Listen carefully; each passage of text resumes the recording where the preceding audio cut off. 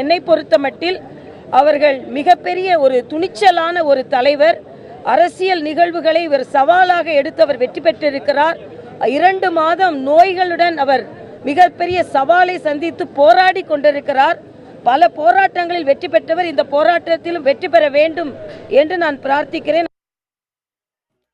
மூத்த அமைச்சர்கள் அதுபோல திரு மதுசூதனன், திரு பண்டுட்டியார் உள்பட கட்சியினுடைய மூத்த நிர்வாகிகள் இவர்களெல்லாம் அங்கே உள்ளே இருந்தார்கள். அவர்களை சந்தித்து அவர்களிடத்தில் நலம் விசாரித்தேன்.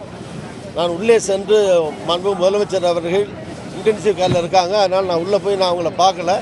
மற்றவங்கள்ட்ட விசாரித்ததில் அவங்க ட்ரீட்மெண்ட் நடந்துக்கிட்டு இருக்கு, அப்சர்வேஷனில் இருக்காங்க, தொடர்ந்து சிகிச்சை நடைபெற்று வருகிறது, ஸ்டேபிளாக இருந்துகிட்டு இருக்காங்க, ட்ரீட்மெண்ட் ஃபர்தர் நடக்குதுங்கிற தகவலை எனக்கு சொன்னாங்க. முதல்வர் அவர்கள் உடல்நலம் பெற வேண்டும், முழுமையாக குணம் பெற வேண்டும் என்று அதிமுக தொண்டர்கள், தமிழகம் முழுவதும் கோடிக்கணக்கான அதிமுக தொண்டர்கள் தாம் நம்புகிற இறைவனிடத்திலே பிரார்த்தனை செய்து கொண்டிருக்கிறார்கள்.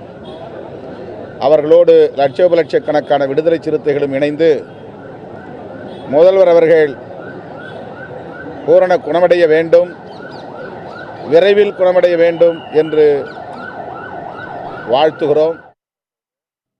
தைரியம் அவரோடு பிறந்தது, உடன் பிறந்தது.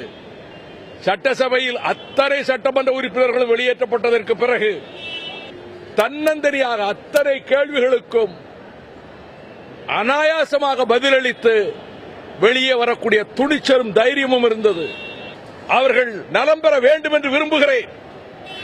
அவர்கள் நலம் பெற்று வருவார்கள் என்று நான் நம்புகிறேன். அவர்கள் நலம் பெற வேண்டும் என்பதற்கு இயற்கை அன்னையினுடைய அருளை நான் யாசிக்கிறேன்.